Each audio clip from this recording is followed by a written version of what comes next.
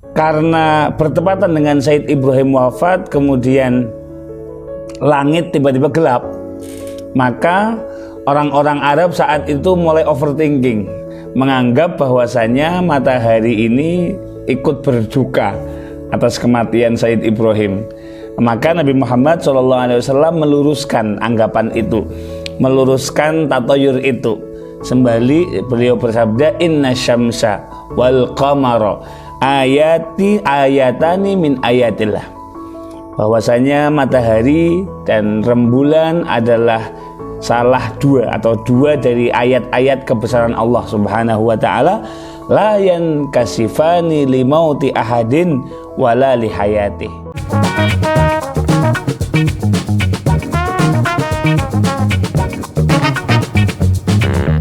Assalamualaikum warahmatullahi wabarakatuh.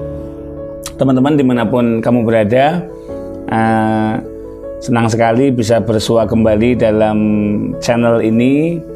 Sebagaimana diketahui bahwasanya menurut informasi dari Kemenak, Kementerian Agama Republik Indonesia, pada link berikut ini, besok hari Selasa akan terjadi satu momen, yaitu gerhana bulan, di mana Kementerian Agama menghimbau kepada seluruh umat Islam yang ada di Indonesia untuk melaksanakan sholat gerhana.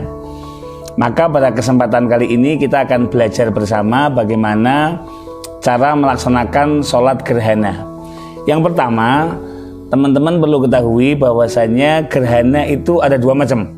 Ada gerhana matahari, dalam bahasa Arab namanya kusuf, pakai kaf.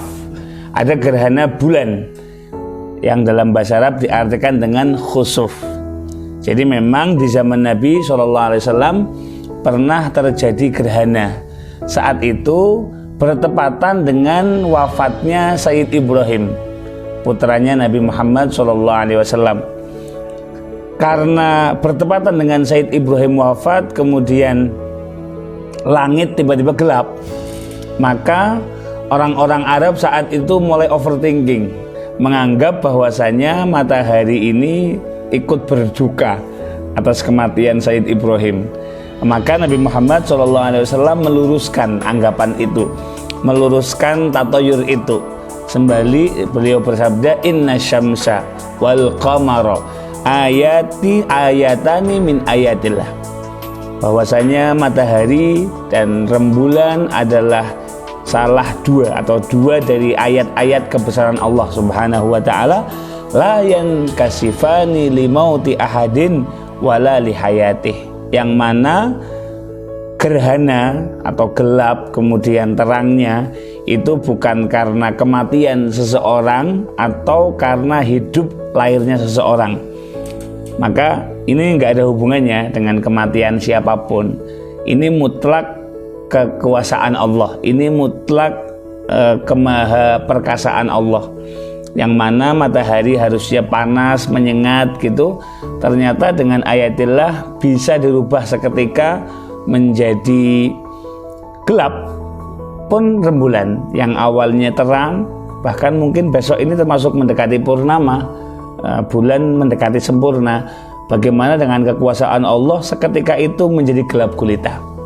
Maka Nabi bersabda, melanjutkan hadis yang tadi, fa idza ra'aitum dzalik, kalau Anda melihat fenomena ini, fasallu, salatlah kalian, wad'u, dan berdoalah, hatta yankashifa ma bikum, sehingga yang awalnya gerhana menjadi terang kembali.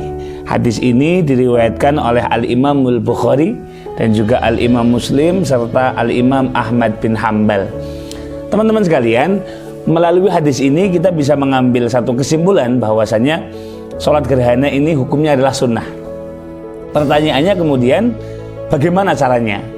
Para ulama dalam kitab-kitab fikih, khususnya yang kita pelajari di madhab Syafi'i, membagi dengan 3 level, 3 cara. Yang pertama yaitu dengan cara sholat sunnah 2 rakaat seperti sholat sunnah pada biasanya. Teman-teman melaksanakan sholat qobliyah subuh, sholat ba'diyah, maka caranya persis seperti itu. Ini level yang pertama. level yang kedua atau cara yang kedua, kaifiyah atsaniyah, yaitu dengan cara sholat 2 rakaat, tetapi biziyadatil qiyamin wa ruku'in, dengan menambahi menambahi bacaan Fatihah 2 kali, kemudian rukuknya juga 2 kali. Jadi yang biasanya kalau dalam sholat nih kan kita cukup baca Fatihah sekali. Nah, untuk sholat gerhana ini kita melaksanakannya Fatihahnya 2 kali per rakaat, rukuknya juga 2 kali. Jadi caranya seperti itu. Tetapi biduni tatwilil qiraah wa tasbihat, tanpa memperpanjang bacaan-bacaan dan juga tanpa memperpanjang tasbih-tasbihnya.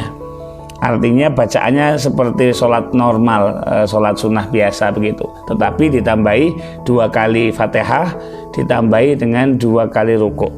Itu cara yang kedua. Cara yang ketiga yaitu dengan sama seperti cara yang kedua, tetapi bacaannya diperpanjang, yang mana para ulama menerangkan kalau dalam beberapa riwayat rakaat pertama di qiyam pertama gitu ya, setelah Fatihah membaca surat Al-Baqarah awal sampai akhir.